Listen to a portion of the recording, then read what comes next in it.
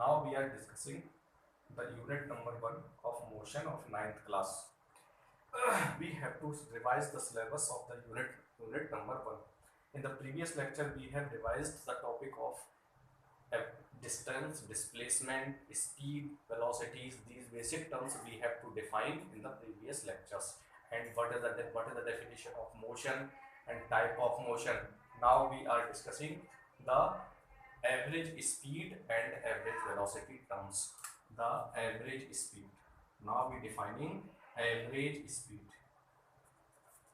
Average speed.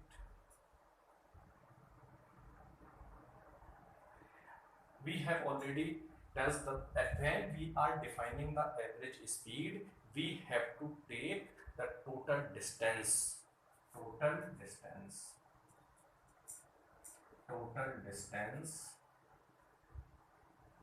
upon total time.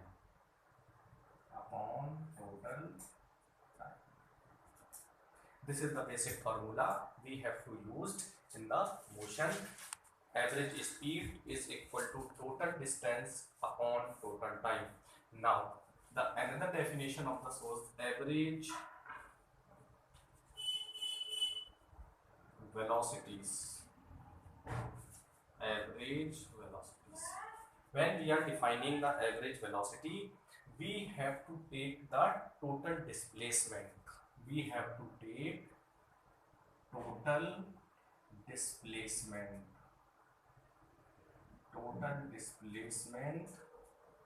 upon total time.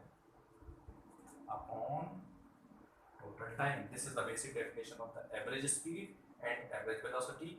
We have to remember that when we are defining the term speed, we have to take distance, and when we are defining the velocities, we have to take the displacement physical quantities. And now the unit of both the factors, average velocity and average speed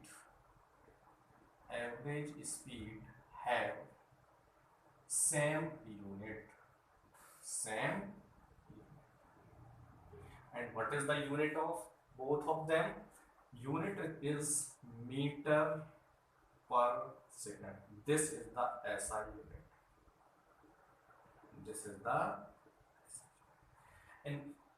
In the various type of numericals, we have to convert into meter per seconds. Here we defining kilometer per hour.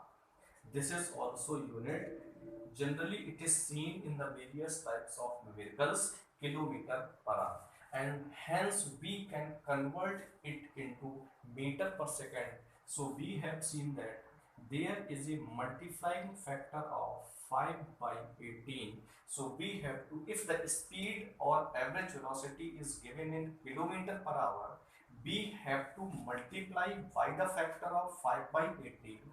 This will be converted into meter per second. We have to remember this conversion also for the numerical purpose. Now if the speed is given in meter per second, and we multiply the reverse factor of 18 by 5, then we convert into kilometer per hour. We have to remember these two factors also.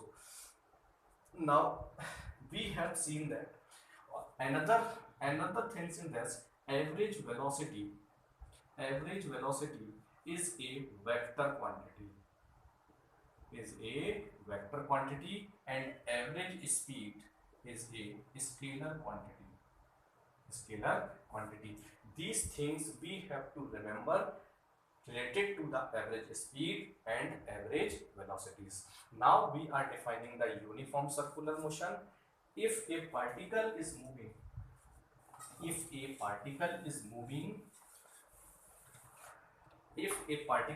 uniform circular motion, UCM, when a particle is moving along a circular, this is our particle at t equal to 0. At t equal to 0, particle is at here, and the speed of the particle is v. This is the speed. and this speed is constant. If this particle is moving along a circular path, if this particle is moving along a circular path, then if this particle is moving along a circular path with a constant speed, then this type of motion is called uniform circular motion. And in the uniform circular motion, particle is moving equal distances in equal interval of a time along the angular position of the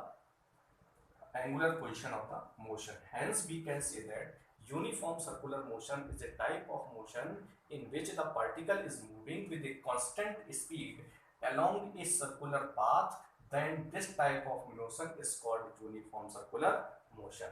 Now the third question is that xt graph, x versus t graph, various terms which we have to related x versus t graph, and we have to know if any graph is given in our examination. This is agar xt graph, so first we have to tell the slope of xt graph gives the velocity.